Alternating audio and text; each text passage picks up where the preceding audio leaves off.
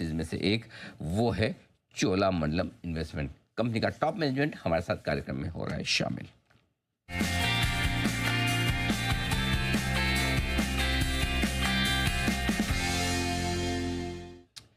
Cholamandalam investments आप नाम से जानते पहचानते हैं और बहुत ही पुरानी और 1978 में शुरुआत की हुई ये कंपनी। भारत में 1600 से ज़्यादा ब्रांचेस है कंपनी के पास। करीबन करीबन 2 लाख करोड़ से ज़्यादा का AUM कंपनी का हो चुका है। आमतौर पर व्हीकल लोन्स, होम लोन्स और SME लोन्स से जुड़ा हुआ कारोबार करती है चोलामंडलम फाइनेंस। आइए चोलामंडलम इन्वेस्टमेंट्स, आइए हमारे साथ कार्यक्रम में शामिल हो रहे हैं कंपनी के मैनेजिंग डायरेक्टर और CEO रविंद्र कुमार कुंदू साहब। और आपने BCom किया है और साथ ही मैनेजमेंट में आपने पोस्ट ग्रेजुएशन किया है। ऑटो और फिनेंशियल सर्विसेज सेक्टर का सर को 36 साल से ज़्यादा का अनुभव है और पिछले 24 साल से आप लगातार चोला के साथ हैं। रविंद्र सर, गुड मॉर्निंग, बहुत बहुत स्वागत है सर आपका। धन्यवाद हमें समय देने के लिए। शायद आपसे और आपकी कंपनी से हमारी लंबे समय बाद या पहली बार ही मुलाकात हो रही है। मैं ये चाहता हूँ कि हमारे दर्शक आपकी कंपनी को और ज़्यादा अच्छे तरीके से पहचानें। तो बताएं सर, क्या क्या कामकाज आपकी कंपनी करती, किस किस तरह के बिजनेसेस में है? नमस्कार अनिल जी, नमस्कार सर। आपके दर्शकों को मेरा नमस्कार। Thank you sir. जैसा आपने कहा कि हम लोग व्हीकल फाइनेंस में हैं, होम लोन में हैं, लोन अगेंस्ट प्रॉपर्टी पे हैं, साथ में हम सिक्योर्ड बिजनेस लोन देते हैं, साथ में अनसिक्योर्ड बिजनेस लोन देते हैं, SME लेंडिंग करते हैं और हाल फिलहाल के दौर में हम गोल्ड लोन और कंज्यूमर ड्यूरेबल में भी हम पायलट कर रहे हैं, तो वो दोनों बिजनेस भी चालू हो जाएंगे। तो करीब-करीब हमारे पास 8 बिजनेस लाइन्स है और ऑन एन एवरेज हमारा जो रोटा रहता है रिटर्न ऑन टोटल एसेट, वो हमारी चाहत रहती है कि 3.5% प्री टैक्स रोटा हम डिलीवर करें। अभी फिलहाल के दिनों में थोड़ा सा कम है, तो आने वाले दिनों में जैसे कि मार्जिन का इम्प्रूवमेंट आने वाला, रेट कट आ चुका है, तो उसमें भी इम्प्रूवमेंट देखने को मिलेगा आपको। आमतौर पर चोला इन्वेस्टमेंट का नाम सुनते लगता है कि शायद ज़्यादातर कारोबार दक्षिण भारत में होगा। क्या ये धारणा सही है? कितना आपका कारोबार दक्षिण भारत से और कितना और कहीं से आता है, ये समझाएं सर।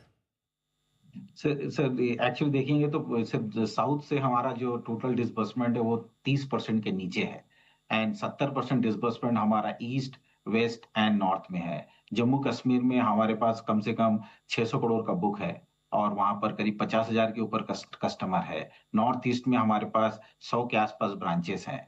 तो हम लोग पूरी तरह से डाइवर्सिफाइड हैं। अक्रॉस द कंट्री हम बिजनेस कर रहे हैं, सारे प्रोडक्ट लाइन में बिजनेस कर रहे हैं। पूरे देश में भी है तो आमतौर पर जो धारणा है मैंने इसीलिए पूछा ताकि लोगों की गलतफहमी दूर हो कि चोला इन्वेस्टमेंट सिर्फ दक्षिण भारत की कंपनी नहीं है। नाम जरूर आपका दक्षिण भारत से लिया हुआ है, इसलिए लोगों को शायद ऐसा लगता है।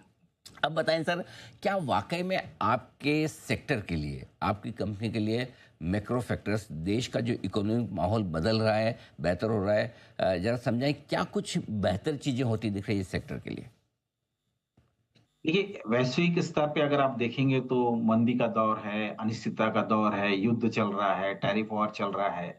बट हमारे देश में आर्थिक स्थिति पहले से ही मजबूत थी और RBI गवर्नर उसको और अच्छे से उसी स्पीड में रखने के लिए बहुत सारी कोशिशें कर रहे हैं, जिसमें रेट कट एक इम्पोर्टेंट डिसीजन उन्होंने लिया। फिर बाद में CRR का कट उन्होंने दिया है आने वाले साल भर के अंदर में, जिससे लिक्विडिटी और बढ़ जाएगी RBI की तरफ से। गोल्ड लोन की जो पारदर्शिता है, वो उन्होंने नए रूल में एकदम क्लियर कर दिया है। अब किसी के लिए कोई कन्फ्यूजन नहीं है, अच्छा है, बहुत ही सराहनीय कदम है, कस्टमर के लिए भी अच्छा है, हमारे लिए भी अच्छा है। हम लोग जो नया चालू कर रहे हैं, हमारे लिए क्लीन स्लेट से काम चालू करने में ईज़ी रहेगा। तो हमारे तरफ से जो चीज़ें समझ में आ रही है कि RBI पूरी तरह से फाइनेंशियल इंस्टीट्यूशन को सपोर्ट कर रही है, ग्रोथ का एनवायरनमेंट जो बना हुआ है, उसको कंटिन्यू करने की कोशिश में लगे हुए हैं। अब आप देख लीजिए कि भारत में जो ग्रोथ होता है, वो 2 तरीके से हो सकता है। या तो मानसून बहुत अच्छा हो और इंडस्ट्रियल प्रोडक्शन अच्छा हो। अब मानसून भी एक्सपेक्टेड है कि वो अच्छा होगा।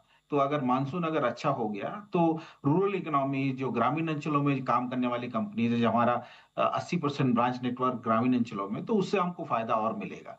अब अगर गवर्नमेंट की स्पेंडिंग, इंफ्रास्ट्रक्चर स्पेंडिंग अगर बढ़ जाती है, जो कि थोड़ी-सी स्लो है और इंडस्ट्रियल प्रोडक्शन भी थोड़ी स्लो दिख रही है। अगर उसमें इम्प्रूवमेंट आता है तो ये पूरे सेक्टर के लिए बोनांजा होगा और पूरी पूरी इकोनॉमी अच्छे से जो 6 टू 6.3% के आसपास है, वो उस रेंज में रहेगी या उससे अच्छे रेंज में जा सकती है। समझाएं रविंद्र सर कि जो ओपन मार्केट ऑपरेशंस के जरिए लिक्विडिटी आ रही है सिस्टम में, और जो रेट कट हो चुका है 1% का, कितनी कॉस्ट ऑफ बोरोइंग आपकी कंपनी की कम होगी और कब तक? तो ये थोड़ी समझने वाली बात है क्योंकि हर फाइनेंस कंपनी का या इंस्टीट्यूशन का जो डिस्ट्रीब्यूशन होता है बोरोइंग, वो फिक्स्ड और फ्लोटिंग होता है। तो हमारा 60% फिक्स्ड है, 40% फ्लोटिंग है। 40% में अधिकतर भाग हमारा जो फ्लोटिंग है वो बैंकों के एमसीएलआर के साथ लिंक्ड है। तो जैसे जैसे बैंक एमसीएलआर कम करेगी, ये 40% जो पोर्शन है फ्लोटिंग वाला, वो रेट कम होते जाएगा। तो 1% जब रेट कट हम बात करते हैं, तो पूरे साल भर के लिए हमारे मार्जिन में मेरे ख्याल से इस साल 10 से 15 बेसिस पॉइंट का ही उसमें बेनिफिट आएगा। बट वो अगले साल उसमें फर्दर उतना ही बेनिफिट आने की संभावना है। और अगर ये रेट कट कंटिन्यूड रहा, तो at some point in time हम 1% का मार्जिन इंप्रूवमेंट देखेंगे।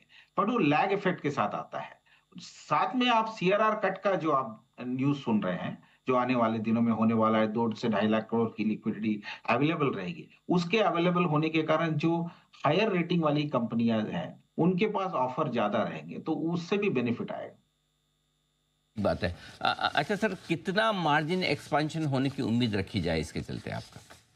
निम्स वगैरह कितने बेहतर होंगे? तो निम जो है, वही मैं कह रहा था कि हमारे लिए कम से कम 20 बेसिस पॉइंट तो बढ़ेगा, सिर्फ कॉस्ट ऑफ फंड के कम होने से। और फिर उसके बाद देखने की जरूरत है कि हम इनकम से कैसे उसको बढ़ाते हैं। बहुत धन्यवाद आपका, समय दिया और आपने विस्तार से कंपनी के परफॉर्मेंस के बारे में और पूरे सेक्टर के आउटलुक के बारे में हमें राय दी।